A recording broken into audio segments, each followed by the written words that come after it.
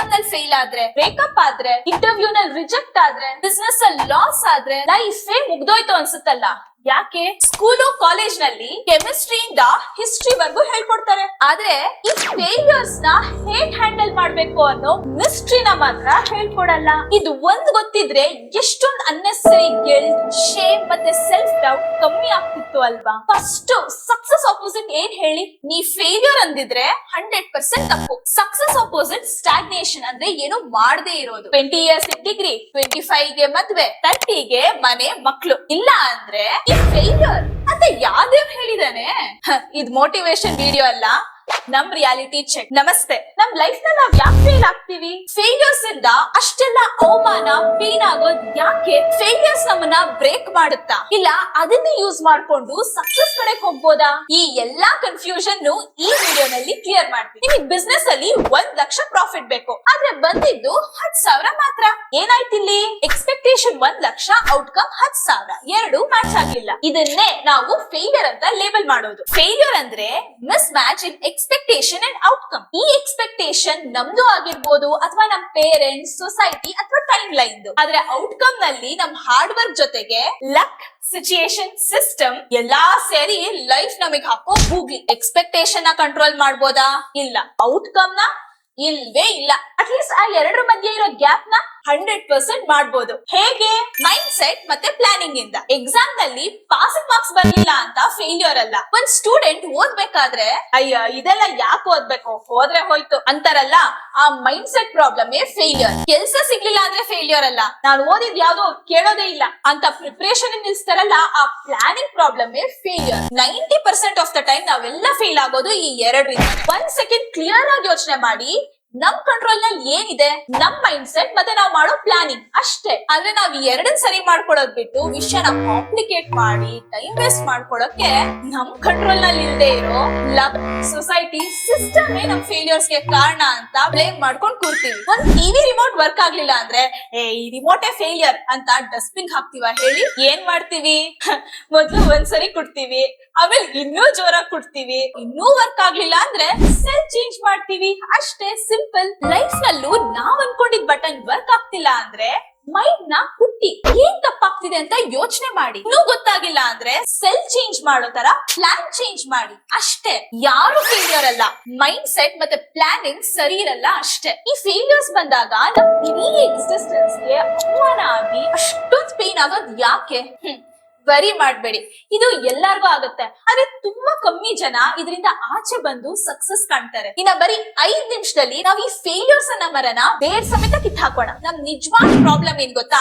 Identity fusion. ನಾವು marks ಜೊತೆಗೆ ನಮ್ ಐಡೆಂಟಿಟಿನ ಮಿಕ್ಸ್ ಮಾಡ್ಕೊಂಡ್ಬಿಡ್ತೀವಿ. ನನ್ ಅಷ್ಟೇ ಎಫರ್ಟ್ಸ್ ಗೆ ಇಷ್ಟೇ ರಿಸಲ್ಟ್. ಜಾಬ್ ಜೊತೆ ನಮ್ ವ್ಯಾಲ್ಯೂನ ಅಟ್ಯಾಚ್ ಮಾಡ್ಕೊಂಡ್ಬಿಡ್ತೀವಿ. ನಮ್ ಇಷ್ಟೇ ಬೇರೆ ನಾ ಸೊಸೈಟಿನಲ್ಲಿ ರಿಲೇಶನ್ಶಿಪ್ ಜೊತೆ ನಮ್ ವರ್ಕ್ ನ ಅಟ್ಯಾಚ್ ಮಾಡ್ಬಿಡ್ತೀವಿ. ನನ್ ಯೋಗ್ಯತೆನೇ ಇಷ್ಟ.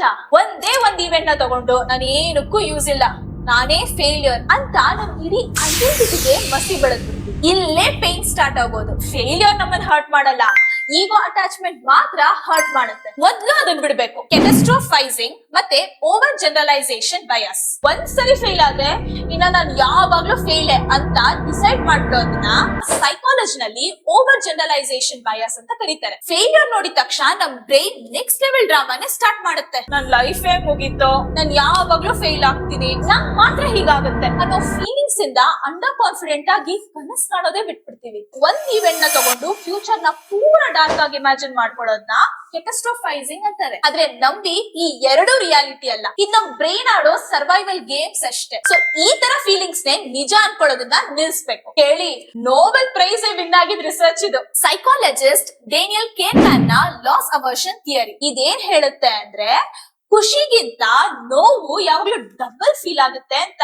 ಅಂದ್ರೆ ಸಕ್ಸಸ್ ಇಂದ ಆಗೋ ಖುಷಿ 1 ಯೂನಿಟ್ ಆದ್ರೆ ಲಾಸ್ ಅಥವಾ ಫೇಲ್ಯೂರ್ ಇಂದ ಆಗೋ ಪೇನ್ 2 ಯೂನಿಟ್ಸ್. ಏನ್ ಕಾಣಿಸ್ತಿದೆ ಹೇಳಿ ನಿಮ್ಗೆ? ಪೂರ ವೈಟ್ ಶೀಟೇ ಇದ್ರು ಆ ಬ್ಲಾಕ್ ಡಾಟ್ ಮೇಲೆ ನಿಮ್ ಫೋಕಸ್ ಹೋಯ್ತು ಅಲ್ವಾ? ಲೈಫ್ ನಲ್ಲೂ ಹಾಗೆ 10 ಒಳ್ಳೆ ಇನ್ಸಿಡೆಂಟ್ಸ್ ಇದ್ರು ಆ ಒಂದು ಫೇಲ್ಯೂರ್ ಮೆಮರಿನಲ್ಲಿ ರಿಪೀಟ್ ಆಗ್ತಾ ಇರುತ್ತೆ. ಇದು ನಮ್ಮೆಲ್ಲರ ಬಯಾಲಜಿ. ಸೊ ಇದನ್ನ ನಾರ್ಮಲೈಸ್ ಮಾಡಿ. ನಾನ್ ಇಂಜಿನಿಯರಿಂಗ್ ನಲ್ಲಿ ಇದ್ದಾಗ ಒಬ್ರು ಪ್ರೊಫೆಸರ್ ಹೇಳಿದ್ರು, ಎಕ್ಸಾಮ್ ನಲ್ಲಿ ಪಾಸ್ ಆದ್ರೆ ನೀವೇನು ಕಲಿಯಲ್ಲ, ಲೈಫ್ ನಲ್ಲಿ ಫೇಲ್ಯೂರ್ಸ್ ಇದ್ರೇನೆ ನಿಮ್ಗೆ ಸಕ್ಸಸ್ ರುಚಿ ಗೊತ್ತಾಗೋದು ಅಂತ. ಆ ಮಾತ್ ನನ್ಗೆ ಅವತ್ತು ತುಂಬಾ ಕೋಪ ಬರ್ಸಿತ್ತು. ಅಲ್ಲ, ಕಷ್ಟಪಟ್ಟು ಓದ್ ಪಾಸ್ ಆದ್ರೆ ಫೇಲ್ ಆಗ್ಬೇಕಂತಾರಲ್ಲ ಇವ್ರೆಂತ ಪ್ರೊಫೆಸರ್ ಅಂತ ಮನ್ಸಲ್ಲೇ ಬೈಕೊಂಡಿದ್ದೆ. ಆದ್ರೆ ಡಿಗ್ರಿ ಮುಗಿಸಿ ಕಾರ್ಪೊರೇಟ್ ಲೈಫ್ ನ ಎಕ್ಸ್ಪೀರಿಯನ್ಸ್ ಮಾಡಿದ್ಮೇಲೆ ಆ ಮಾತು ನಿಜ ಅನ್ಸಕ್ ಸ್ಟಾರ್ಟ್ ಆಯ್ತು. ಸ್ಟೂಡೆಂಟ್ಸ್ ಆಗಿದ್ದಾಗ ವರ್ಷಕ್ 1 ಅಥವಾ 2 ಸತಿ ರಿಸಲ್ಟ್ಸ್ ಬರುತ್ತೆ, ನಾವ್ ಪಾಸ್ ಫೇಲ್ ಅಂತ ಹೇಳೋಕೆ. ಆದ್ರೆ ಲೈಫ್ ನಲ್ಲಿ ದಿನ ರಿಸಲ್ಟ್ ಬರುತ್ತೆ, ಅದ್ರಲ್ಲಿ ನಾವ್ ಫೇಲ್ ಆಗೋದೇ ಜಾಸ್ತಿ. ಫ್ಯಾಮಿಲಿ ಎಕ್ಸ್ಪೆಕ್ಟೇಷನ್ಸ್, ಸೊಸೈಟಿಯ ಕಂಪ್ಯಾರಿಸನ್, ನಾವೇ ಸೆಟ್ ಮಾಡ್ಕೊಳ್ಳೋ ಸ್ಟ್ಯಾಂಡರ್ಡ್ಸ್, ನಮಗ್ ತೊಂದ್ರೆ ಕೊಡ್ಬೇಕು ಅಂತಾನೆ ಇರೋ ಜನ, ಈ ಎಲ್ಲಾದ್ರಿಂದ ನಾವು ಫೇಲ್ ಆಗ್ತಾನೆ ಇರ್ತೀವಿ. ಹಾಗಾದ್ರೆ ಈ ಫೇಲ್ಯೂರ್ಸ್ ನ ಹೇಗ್ ಹ್ಯಾಂಡಲ್ ಮಾಡ್ಬೇಕು?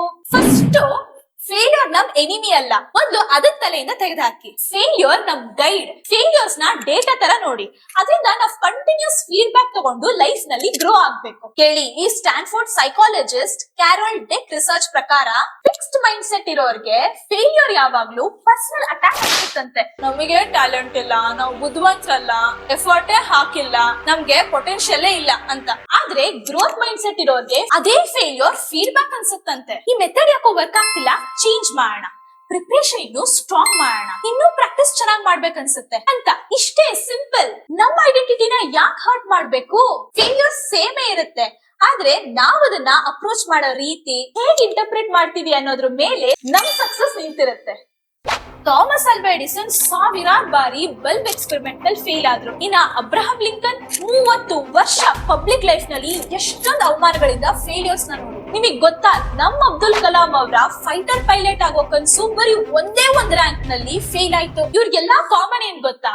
ಇವ್ರಲ್ಲಿ ಯಾರು ಕೂಡ ನಾನ್ ಫೇಲ್ಯೂರ್ ಅಂತ ಹೇಳಲಿಲ್ಲ. ಅವ್ರಿಗೆ ಗೊತ್ತಿತ್ತು ಪ್ಲಾನ್ ಫೇಲ್ ಆಗ್ಬೋದಷ್ಟೇ, ಪರ್ಸನ್ ಅಲ್ಲ ಅಂತ. ಫೇಲ್ಯೂರ್ಸ್ ಲೈಫ್ ನ ಡಿಸೈಡ್ ಮಾಡಿದ್ರೆ ಇವತ್ತು ಎಲೆಕ್ಟ್ರಿಕ್ ಬಲ್ಬೇ ಇರ್ತಿರ್ಲಿಲ್ಲ, US ಮತ್ತೆ ಇಂಡಿಯಾಗೆ ಅಂತ ಪ್ರೆಸಿಡೆಂಟ್ಸ್ ಸಿಗ್ತಿರ್ಲಿಲ್ಲ. ಅದಕ್ಕೆ ಫೇಲ್ಯೂರ್ಸ್ ನ ಮೊದಲು ಅಕ್ಸೆಪ್ಟ್ ಮಾಡಿ. ಕೆಲವು ಪ್ಲಾನ್ಸ್, ಡ್ರೀಮ್ಸ್ ವರ್ಕ್ ಆಗಿಲ್ಲ ಅಂದ್ರೆ ಲೈಫೇ ಮುಗೀತು ಅಂತ ಅಲ್ಲ, ಮೂವ್ ಆನ್ ಆಗಿ ಬೇರೆ ಏನಾದ್ರೂ ಟ್ರೈ ಮಾಡಿ. 3 ಗುಟ್ಟು 1 ನಿಜ 2 ಸುಳ್ಳು. ಮೂವಿ ಟೈಟಲ್ ಅಲ್ಲ, ಇದು ತುಂಬಾನೇ ಇಂಪಾರ್ಟೆಂಟ್. ಕೇಳಿ, ಫೇಲ್ಯೂರ್ಗೆ 3 ಲೇಯರ್ ಇರುತ್ತಂತೆ: objective layer, social layer, psychological layer. Interview ನಲ್ಲಿ ಪಾಸ್ ಆಗ್ಲಿಲ್ಲ ಅಂದಾಗ ಆಬ್ಜೆಕ್ಟಿವ್ ಲೇಯರ್ ಏನ್ ಹೇಳುತ್ತೆ ಗೊತ್ತಾ?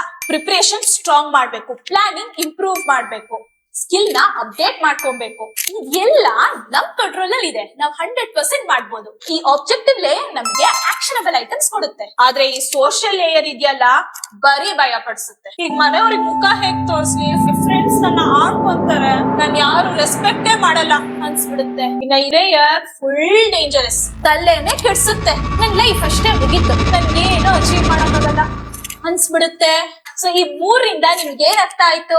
ಫಸ್ಟ್ ಒನ್ ಅಂದ್ರೆ ಆಬ್ಜೆಕ್ಟಿವ್ ಲೇಯರ್ ಮಾತ್ರ ನಿಜ, ನೀವ್ ಅಷ್ಟೇ ಮಾಡ್ಬೇಕು, ಆ ರಿಮೋಟ್ ಎಕ್ಸಾಂಪಲ್ ತರ. ಈ ಸೆಕೆಂಡ್ ಮತ್ತೆ ಥರ್ಡ್ ಲೇಯರ್ಸ್ ಫುಲ್ ವೇಸ್ಟ್. ಇವು ಸೋಷಿಯಲ್ ಕಂಪ್ಯಾರಿಸನ್ ಪ್ರೆಷರ್ ಇಂದ ಬರೋದು. ಸೋಷಿಯಲ್ ಮೀಡಿಯಾ ಇನ್ಫ್ಲೂಯೆನ್ಸ್ ಇಂದ ಇದು ತುಂಬಾ ಸ್ಟ್ರಾಂಗ್ ಆಗಿದೆ ಅಂತ ರಿಸರ್ಚ್ ಹೇಳುತ್ತೆ. ಸೊ ಈ 2 ಲೇಯರ್ಸ್ ಕಿತ್ತು ಬಿಸಾಕಿ. ಇಷ್ಟ ಮಾಡಿದ್ರೆ ಫೇಲ್ಯೂರ್ ನಿಮ್ಮನ್ನ ಡಿಫೈನ್ ಮಾಡಲ್ಲ, ಬ್ರೇಕ್ ಮಾಡಲ್ಲ. ಆ ವರ್ಡೇ ಮರ್ತು ಬರೀ ಲರ್ನಿಂಗ್ ಅಂಡ್ ಸಕ್ಸೀಡಿಂಗ್ ಫೇಸ್ ನಲ್ಲೇ ಇರ್ತೀರಾ. ನಂಬಿ, ಯೂನಿವರ್ಸಲ್ ಟೈಪ್ ನಲ್ಲಿ ಅಂತ ಯಾವ್ದು ಇಲ್ಲ. ನೀವ್ ಯಾವತ್ ಲೈಫ್ ನ ಚೇಂಜ್ ಮಾಡ್ಬೇಕು ಅಂತ ಡಿಸೈಡ್ ಮಾಡ್ತಿರೋ ಅವತ್ತಿಂದ ಲೈಫ್ ಸ್ಟಾರ್ಟ್ ಆಗುತ್ತೆ. ಸೊ ಕಂಪ್ಯಾರಿಸನ್ ಯಾವತ್ತು ನಿಮ್ ಜೊತೆ ಮಾತ್ರ ಇರ್ಲಿ. ಫೇಲ್ಯೂರ್ ಅಂದ್ರೆ 0, ಸಕ್ಸಸ್ ಅಂದ್ರೆ 1 ಅನ್ನಕ್ಕೆ ಲೈಫ್ ಏನ್ ಬೈನರಿ ಕೋಡ್ ಅಲ್ಲ. ಎಲ್ಲಾ ಫೇಲ್ಯೂರ್ಸ್ ನಾವು ಏನೋ ಒಂದ್ ಕಲ್ತಿರ್ತೀವಿ, ಅದು ಇಂಪಾರ್ಟೆಂಟ್. ಈ ಮಾತ್ ನೆನಪಿನಲ್ಲಿರ್ಲಿ. ನಿಮ್ ಪ್ಲಾನ್ಸ್ ಫೇಲ್ ಆಗಿರ್ಬೋದು, ಡ್ರೀಮ್ಸ್ ಡಿಲೇ ಆಗ್ಬೋದು, ಆದ್ರೆ ನೀವ್ ಯಾವತ್ತು ಫೇಲ್ಯೂರ್ ಅಲ್ಲ. ಗೊತ್ತಿದೆ ಅಲ್ವಾ? ಕರ್ಮಣ್ಯೇ ವಾದಿಕಾರಸ್ತೆ ಮಾಪಲೇಶ ಕದಾಚನ. ರಿಸಲ್ಟ್ ಮೇಲಿನ ಅಟ್ಯಾಚ್ಮೆಂಟ್ ಬಿಟ್ಟು ನಿಮ್ ಕೆಲ್ಸನ ಮಾಡ್ಕೊಂಡ್ ಹೋಗಿ, ಆಗ ಫೇಲ್ಯೂರ್ಸ್ ಭಯನೇ ಇರಲ್ಲ. ನೀವು ಲೈಫ್ ನಲ್ಲಿ ಫೇಸ್ ಮಾಡಿರೋ ಫೇಲ್ಯೂರ್ ಇಂದ ಹೇಗ್ ಆಚೆ ಬಂದ್ರಿ ಅನ್ನೋದನ್ನ ಕಾಮೆಂಟ್ ನಲ್ಲಿ ತಿಳಿಸಿ. ಅದನ್ನ ಓದೋರ್ ಲೈಫ್ ಚೇಂಜ್ ಆಗ್ಬೋದು. ವಿಡಿಯೋ ಇನ್ಫಾರ್ಮೇಟಿವ್ ಅನ್ಸಿದ್ರೆ ಲೈಕ್ ಮಾಡಿ, ಶೇರ್ ಮಾಡಿ. ಇನ್ನು ಇದೇ ತರ ಯೂಸ್ಫುಲ್ ಕಾಂಟೆಂಟ್ ಗೆ ಚಾನೆಲ್ ನ ಸಬ್ಸ್ಕ್ರೈಬ್ ಮಾಡಿ. ಖುಷಿಯಾಗಿರಿ. ನಮಸ್ತೆ.